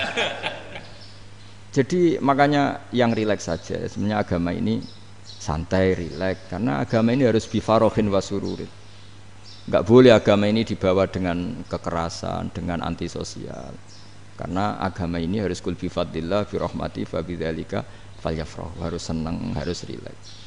Makanya saya jadi kiai itu senang takutnya gini. Sekali saya tidak senang jadi presiden buruk. Ternyata jadi wong alim ora enak. Itu contohnya. Sampean merengut terus uripe susah. Nanti orang tidak berani jadi orang alim. Makanya saya buktikan bahwa saya lebih bahagia dibanding rektor. Nanti orang ingin jadi rektor semua nggak ingin jadi orang alim. Saya pernah ketemu sekian rektor di Jogja tanya, Gus, kenapa jenengan bela-belain pesantren sampai segitu? Kan keren kampus NU, sekarang ada Unisma, ada NU Jogja, ada NU Jepara gini. Tak bilangin gini, sampai rektornya itu istighfar. Gitu. Saya bilangin gini, ini sekaligus tak kasih tahu ini rektor Unisma ini. Tak bilangin gini, andai kan tidak ada kiai kayak saya itu Islam bisa tutup. Kok bisa Gus? Misalnya ada perempuan haid faqal adat. Itu kalau untuk tahu hukumnya haid daftar dulu ke Unisma. Daftar dulu kan? Setelah daftar nunggu pelajaran haid. Baru tahu haid setelah 3 tahun dari masalahnya gitu. Tapi baru kayak kiai ketemu saya di jalan, Gus anak kula nu haid ngeten-ngeten mboten normal hukumnya piye? Oh hukumnya ngene dibalekno ning adat. Ora usah registrasi, ora usah daftar. jadi ya harus ada istighfarnya lah. Unisma juga harus istighfar, semuanya harus istighfar. Karena ada sisi yang nggak mewakili kebutuhan Islam. Tapi saya sebagai kiai juga istighfar. Karena fakta hukum mengatakan yang boleh jadi KUA yang jabat, yang boleh kemenak yang punya gelar. Dan ini yang mengawal Islam secara undang-undang karena mereka yang bikin. Nah, karena kiai tidak punya gelar tidak bisa jabat di situ. Saya juga istighfar. Jadi tidak sampai antok yang istighfar. Karena yang kebutuhan ini terwakili yang punya gelar. Tapi yang punya gelar juga harus istighfar tadi. Mosok kepen roh hukum khet ngenteni kuliah se. Ngentek itu aja nanti nunggu guru yang pas mata pelajaran itu. Nah, terus kapan dekne salate wong jawabannya belum ketemu. Tapi baru kayak saya kan ketemu di jalan tanya. Gus, saya sering ketemu. Gus, saya ini bapak angkat. Mau nikahkan putri saya, itu gimana itu? Kalau cerita wali sebenarnya anak saya sok. Kalau nggak cerita nggak sah karena saya bapak angkat. Itu banyak. Hanya tak akali ya sudah wali yang sebenarnya taukil pada hakim tanpa diketahui, tapi hakikatnya itu taukil hakim. Itu kan tidak gampang. Nah, tapi kalau tanyanya di kampus registrasi dulu, daftar dulu, baru tahun berapa ada pelajaran itu? Semester 5 baru tanya. Iya kan? Semester 5 ya? Iya. Oh, itu kan. Jadi jangan kira terus sistem Unisma itu yang terbaik di dunia, enggak juga kan? Enggak juga. Dan sistem-sistem yang lain maksudnya ada aja. Tapi sistem kiai lho, Mbah Mun juga sering pesen saya, kowe kudu seneng pegawai negeri. Piye-piye sing jaga agama pegawai negeri. Kemarin pas acara 7 harinya Gus Robasa matur itu di depan para kiai. Setelah saya jadi kiai ya itu nyata. Islam di Papua, di NTT yang bawa siapa? Dokter negeri, ya kan? KUA negeri. Barokahnya mereka negeri dijamin negara kan? Barokahnya Muslim berkebutuhan Islam. Akhirnya bikin musola di situ, bikin masjid. Bahkan di Korea Utara itu ada masjid bawaan duta besar. Karena banyak duta besar Muslim berkebutuhan masjid. Yang bisa gini itu yang negeri apa yang swasta? Negeri lah. Di sini kiai tidak mewakili semua kebutuhan apa? Islam. Tapi kampus juga enggak, kampus Islam sekalipun tidak memenuhi semua kebutuhan Islam tadi. Masa orang tanya kan nunggu semester berapa tadi? Semester 5 masih daftar dulu. Nunggu pelajaran itu. Payahnya pas ketemu dosennya, wong saya tidak pernah kan ribet kan? Dosennya cowok gitu. Jadi sudahlah, makanya ini, iya makanya ini kan bentuk kearifan lah. Jenengan ngakui fungsi kiai kayak saya itu bentuk kearifan. Saya juga ngakui jenengan itu butuh kearifan. Saya sering didolani KUA itu rata-rata ya didikan kiai. Kompilasi hukum Islam itu banyak ya, janda cantik. Contohnya harus cantik, kalau jelek nggak mungkin terjadi kan. Ada janda cantik kebetulan suka kawin tapi takut zina. Saya ulang lagi, suka kawin tapi takut. Itu seringnya gitu Pak Rektor. Jadi dia kawin bosen bilang ke KUA, Pak saya sekarang mau nikah sama ini. Loh, tapi kamu mau punya suami. Ya tapi kan nggak tercatat Pak. Itu KUA-nya rata-rata itu nggak berani. Meskipun nggak tercatat karena secara fikih meskipun nggak tercatat tetap dia seorang perempuan yang bersuami. Maka nggak boleh nikah sama orang lain. Jadi coba kalau nyun sewu KUA hanya ngikuti hukum formal, yang penting di catatannya nggak punya suami, ya dinikahkan saja kan. Tapi mereka enggak, karena didikan kiai enggak berani. Artinya gini, kalau hanya pro hukum catatan sipil, maka ini dinikahkan bisa karena enggak tercatat. Tapi secara hukum santri enggak bisa dong menikahkan perempuan sing dzati zaujin yang punya suami. Ya ini barokahnya kerjasama yang baik. Jadi di masyarakat itu tertanam didikan kiai, enggak boleh nikahkan perempuan yang bersuami. Tapi di KUA ngikuti hukum formal. Dan di Indonesia itu KUA itu rata-rata konsultasinya ya sama kiai, sehingga ya nggak berani akhirnya meskipun aku wedi mlebu rokok mbak gak iso. Dan itu banyak. Saya ulang lagi ya, makanya ini kan pesantren itu nggak boleh mati. Orang kiai-kiai kayak saya nggak jelas-jelas itu harus lebih jelas lagi. Karena ini yang on time, yang online, yang siapa saja bisa tanya. Saya itu SMS saya itu nggak punya HP WA. HP jadul itu SMS-nya tiap hari tak berapa, orang yang tanya dari Kalimantan, dari Aceh. Gus di kampung saya ada masjid 2 itu yang Samana, ada yang dari orang perkotaan. Gus di perumahan baru ada masjid, yang Jumatan baru orang 12, sah enggak? Ya langsung saya jawab, sah. Dalilnya ini. Ya sudah, nah, tapi kata Imam Syafi'i gini harus orang 40 itu madzhab Syafi'i, dalam madzhab yang lain gini-gini. Itu kalau tanya rektor itu kan ribet. Masuk ajudan dulu, asisten dulu, panjang.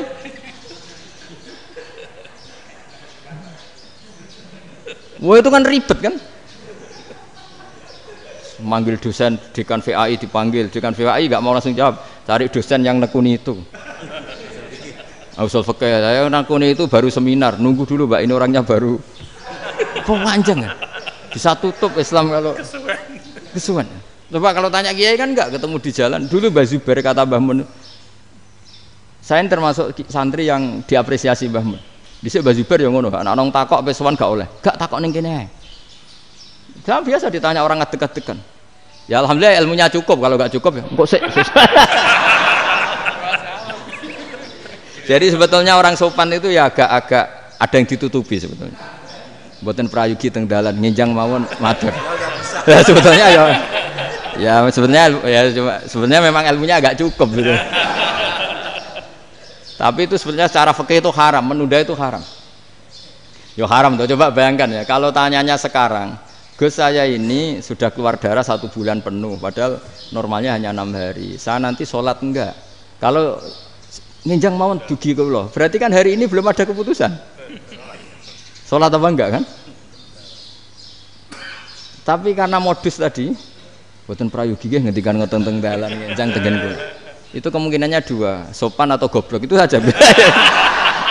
Kayaknya kalau sopan enggak lah. Kayaknya enggak lah kata saya. Karena secara fikih itu jelas haram. Bagaimana mungkin sesuatu yang harus dipraktekkan nanti duhur dijawab besok, berarti duhur, asar sampai subuh belum ada jawaban, berarti nggak ada sholat kan? Makanya dibutuhkan orang-orang alim yang kultural seperti ini, dan NU menghormati kultural. Tapi Mbah Mun juga sangat menghormati Islam formal, karena tadi produk-produk formal itu bisa dilembagakan oleh negara, dan itu kita ikut untung. Makanya Mbah Mun itu kalau punya tamu KUA, punya tamu polisi sampai pejabat itu. Kenapa saya contohkan KUA? Supaya jangan kira seperti pendapat orang-orang hasud, wah ya mesti aja disolani presiden seneng, menteri seneng. Enggak juga, sebenarnya semua kiai itu mulai KUA sampai polisi, polsek, polres itu seneng semua, karena sama-sama diajak mengawal bangsa ini, diajak mengayomi semua masyarakat. Tapi kadang-kadang masyarakat ngeritiknya, jenenge kiai disolani menteri ya seneng, presiden, padahal yang sowan kiai itu ya mulai KUA, kapolsek, kepala desa, RT, mudin. Itu mudin kalau tanya ya lucu-lucu. Gus kalau nate nyembelih pitik kemanian, pitike go bedhe men. Akhirnya wis ngerti nak kemanian langsung tak sebelah meneh. Terusane ku sah ta ora. Ribet. Ya tak jawab, lah pitike pas iku jek urip ta ora? Terus urip Gus. Wis sah cara madzhab Malik jek urip. Karena itu ada perdebatan antara madzhab Malik dan madzhab Syafi'i. Nah cara Imam Syafi'i itu agak ketat. Hewan yang punya kehidupan sudah mutharibah, misalnya ayam jago, contohnya harus jago, karena kalau ayam kecil diikhlaskan haram. Jadi yang cilik wae kan gitu. Fikih itu ya, fikihnya orang Indonesia itu pecundang. Kalau ayam kecil gak ditanyakan, mate ra wis. Kalau jago ditabrak truk kejet-kejet. Andai kan gak disembelih pun mesti mati. Itu cara madzhab Syafi'i itu haram. Karena penyembelihan ini tidak menjadi penyebab kematian, tapi memang karena kecelakaan tadi. Tapi cara madzhab Imam Malik enggak. Andai kan enggak disembelih, matinya kan 2 menit lagi atau 1 menit lagi. Andai kan enggak disembelih. Berarti mati sekarang itu bawaan pisau apa bawaan kecelakaan? Ya sudah halal gitu caranya. Nah akhirnya ya saya bilang ya sudahlah kita semuanya Malik. Jadi cara debat, cara Imam Syafi'i enggak, cara berpikir itu sudah tidak kehidupan yang normal. Yang dimana-mana penyembelihan itu mematikan yang hidup normal. Jadi agak ketat. Sehingga dalam contoh kemanian, kalau dalam bahasa Jawa nyembelih agak sempurna terus pesonya jatuh atau apa itu, kalau pakai madzhab Syafi'i agak kesulitan. Jadi kalau madzhab Malik asal diselesaikan secara fauron, dan juga sebagian madzhab Syafi'i itu halal. Nah orang mesti tanya gitu, Gus, wedhusku tabrak truk, man Gus kejet-kejet. Nak pitik cilik ra ditakokno. Makanya termasuk kritiknya Mbah Mun, tapi ini madzhabnya Mbah Mun ya. Kamu boleh ikut boleh ndak, karena ini urusan ndak penting. Dewe wong-wong lucu, nak ditakoki yuyu muni haram mergo amfibi. Yuyu ngerti ya, Man? Tapi nak ditakoki kepiting muni halal. Mergo nak yuyu haram gak eman, nak kepiting eman. Padahal alasannya coba, kenapa yuyu haram? Karena amfibi kan, bisa di air. Pertanyaannya, kepiting seperti itu enggak? Nah, tapi kepiting kalau haram kan eman. Karena besar kan. Kalau yuyu silahkan haram kan gitu. Artinya apa? Fikih kita ini agak-agak pecundang gitu, agak-agak pertimbangan. Iya, ini lucu kan? Kualitatif. Coba alasannya yuyu haram karena apa? Amfibi kan? Hidup dua alam. Pertanyaannya kepiting seperti itu enggak? Iya. Iya, kenapa kalau orang tanya, yuyu haram apa halal? Rata-rata jawab haram. Tapi kalau kepiting mulai khilaf. Loh mestinya kan sama kan? Lah itu karena unsur imannya. Iya tadi. Saya juga sering melihat tonggo-tonggo itu. Ayam cuwilik sakmene ketabrak truk, enggak ada yang tanya. Tapi saya pernah jalan-jalan di Narukan sini. Ono jago ketabrak, sing duwe langsung marani kula pas saya naik motor. Gus ini halal apa haram? Nak langsung kula sebelah halal apa haram? Wis kanggo kowe halal kanggo halal.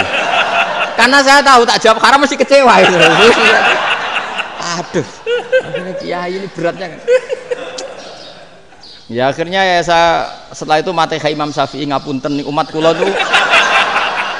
nu ora siap madzhab jenengan tuh ndak siap. Untuk masalah ini ndak sama. Iya kan akhirnya pakai madzhabnya Imam Malik tadi. Ya tak Fatihah Imam Syafi'i ini mboten niat nglawan jenengan. Tapi ngobati tiang eman. Mergo pitike besar itu.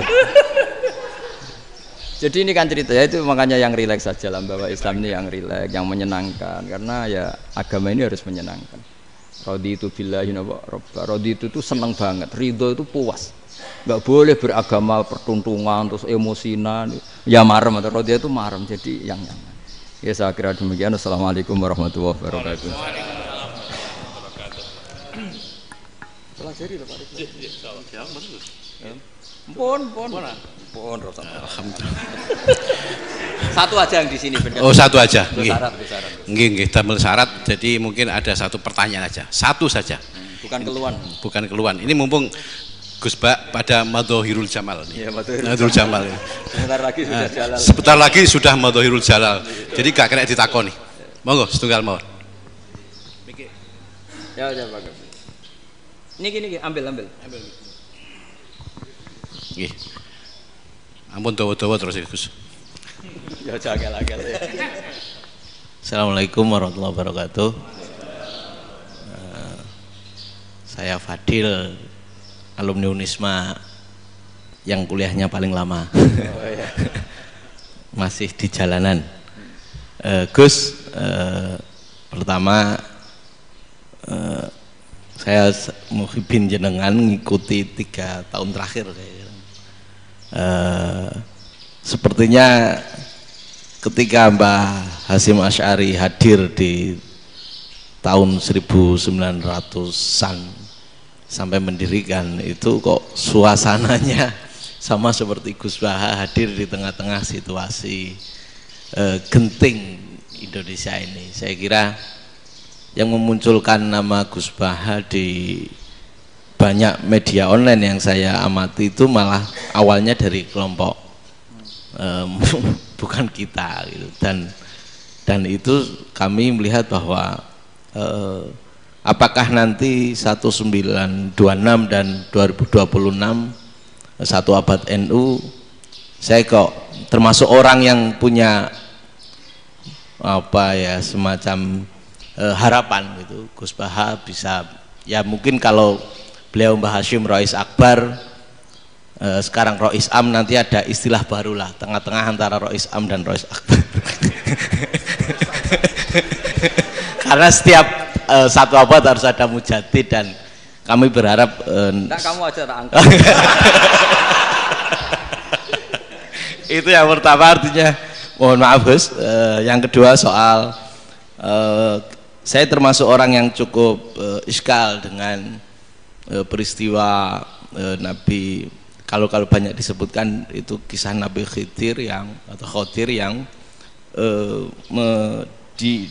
dari 3 cerita itu hanya satu cerita yang saya masih agak bingung soal di situ anak kecil itu pakai kalimat, kalau di Al-Qur'an itu pakai kotala, jadi pakai anak kecil itu dibunuh seperti itu. Jadi ada istilah yang apakah memang saat itu ada syariat yang membolehkan atau memang ada sesuatu yang secara dari Allah Subhanahu wa taala memang itu dibolehkan untuk Nabi Khidir. Jadi di antara semua cerita itu saya yang agak iskal yang itu. Kalau yang kisah soal membocorkan itu mungkin masih bisa masuk ya, tetapi apakah sudah ada ilmu psikologi yang sangat tinggi sehingga kalau ada anak-anak yang idiot itu atau apapun istilahnya yang sekarang itu boleh dilakukan tindakan begitu gitu. Nah ini saya lebih provokatif dari Pak Rektor biasanya. Artinya mohon maaf karena pemahaman saya ada 2 pendekatan ilmu yang masuk, satu seperti Nabi Musa, yang satunya seperti Nabi Khidir. Mudah-mudahan ada sedikit penjelasan. Siap Gus, terima kasih. Dan yang terakhir mudah-mudahan karena Indonesia situasi terakhir saya kira kita ketahui lagi pandemi seperti ini Gus, jadi saya juga ingin pendapat Gus Baha, apakah ini situasi pandemi corona itu Allah sedang madhohirul jamal atau madhohirul jalal? Terima kasih. Assalamualaikum warahmatullahi wabarakatuh. Assalamualaikum warahmatullahi wabarakatuh. Monggo langsung mawon Gus. Ini provokatif ini kayak. Loh di situ aja kamu tanya kok terus mirip. Siapa Fadil ya? Dari peternakan ya? Tapi mau ngomong tafsir itu. Mulai kacau peternakan ngomong tafsir ini mulai. Nah ini ada yang hafal Quran ngaco, paling enggak setengah hafal. Nah yang dari Unisma. Nggak begini, ayat itu kan ditutup wama fa'altuhu an amri, ya saya maknani wama fa'altu lan orang nglakoni ingsun hu ing kabeh sing kasebut an amri mergo kepinginanku ingsun. Jadi saya melakukan itu semua bukan karep saya sendiri. Jadi Khadir sendiri itu kamu untung ndak nekuni tafsir. Kalau nekuni tafsir yang kamu soal bukan Nabi Khidir, karena Nabi Khidir itu hanya satu orang. Yang kamu soal harusnya Israel. Wah itu ndak rektor, ndak kiai besar, ndak siapa saja dihabisin itu. Kenapa Israel ndak kamu tegur? Gimana hukumnya qatlul mukmin? Kenapa Israel ndak kamu masukkan ayat wa may yaqtul mu'minam muta'ammidan fajazauhu jahannamu khalidan fi. Ingat ya Israel. Iya kan? Nah, Israel melakukan pembunuhan itu, kadang yang dipateni nyuwun sewu orang soleh betul. Tapi wae kabundut ya. Itu Israel juga tidak atas pilihannya, tapi karena perintah. Nah, Khadir itu bukan nabi syariat, kira-kira mirip kayak Israel. Karena beliau bukan nabi syariat. Jadi ini agak aneh kan orang nekuni tafsir kayak saya sampai berjilid-jilid kitab. Saya kemarin mata saya agak sakit karena saya nangis itu sudah 2 hari. Bukan mikir sampean tapi mikir ilmu ini harus ada yang mempertahankan. Karena apa ya, nekuni ilmu itu kan ribet. Kalau yang nekuni ilmu terus dosen terus rektor itu ya agak ada fasilitasnya. Kalau nekuni ilmu kiai itu naruh keramat kan taqabbalallahu minna minkum taqabbal ya karim.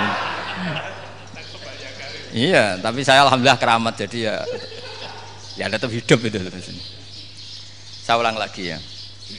Harusnya Mas Fadil itu kalau nekuni itu yang disoal tuh Nabi Khidir.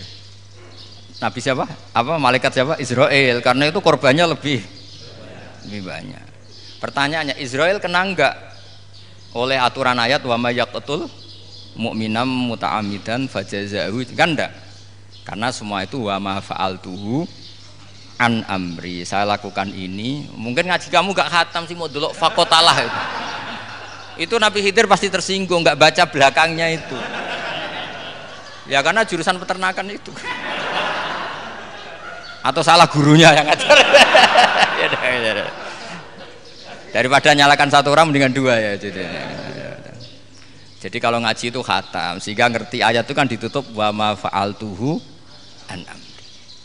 Nah, menurut Ibnu Hajar Al-Asqalani yang nyarai Bukhari, dan ketika itu cerita tafsir ayat itu, wa hadza dalilun ala anna Musa afdhali minal Khadir. Justru ayat-ayat itu menunjukkan Musa itu lebih utama ketimbang Nabi Khidir, karena Nabi Khidir monoton melakukan apa saja yang diperintahkan Allah, sementara Musa tetap dengan gugatan syariatnya. Beliau gak terima ada orang main membunuh. Aqtal tanafsan zakiyatan bi ghairi nafs laqad ji'ta syai'an nukra.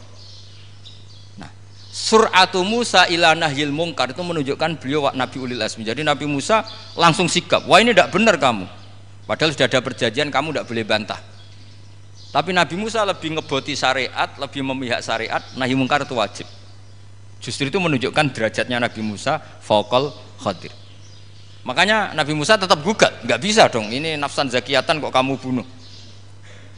Maka itu jadi ilmu. Nabi Khidir pada akhirnya nyuwun sewu ya tidak bisa jawab. Makanya beliau menutup wa ma fa'altuhu an amri. Sebenarnya saya sendiri itu ya tidak punya alasan.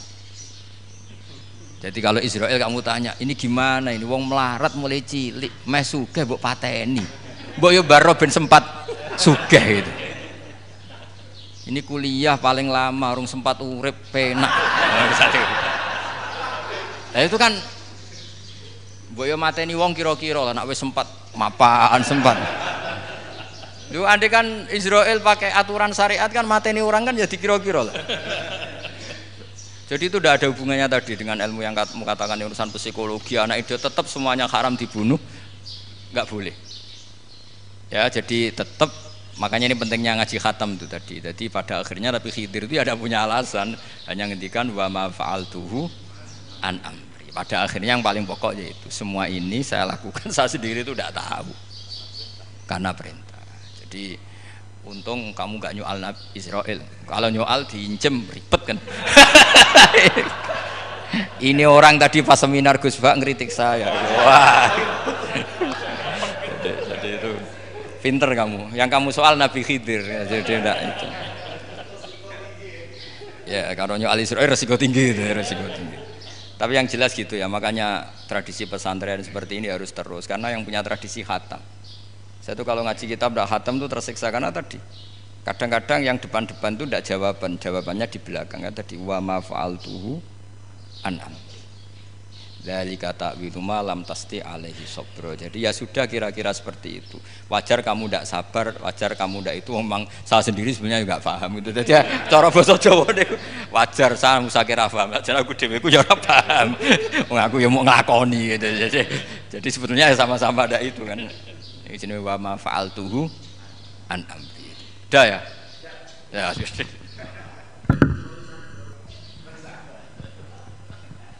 ya? Nggak perlu dijawab katanya beliau. Baik Bapak Ibu semuanya yang saya hormati, dan saya tidak harus menyimpulkan karena kalau menyimpulkan malah itu mendukuri ulama kan gitu. Itu enggak tawadhu lagi malah itu, khawatir kualat loh. Baiklah, mungkin hanya kita tutup dengan berdoa yang dipimpin oleh Gus Bah. Nggih mboten napa-napa, dan setelah itu nanti kita foto bersama. Al-Fatihah.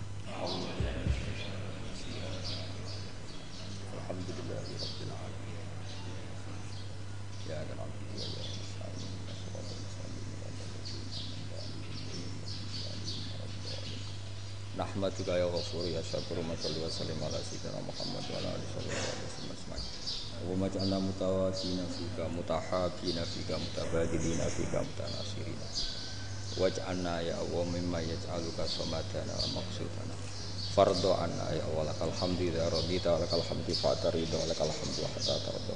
La nufsi thanana azika anta kama atita ala nafsi.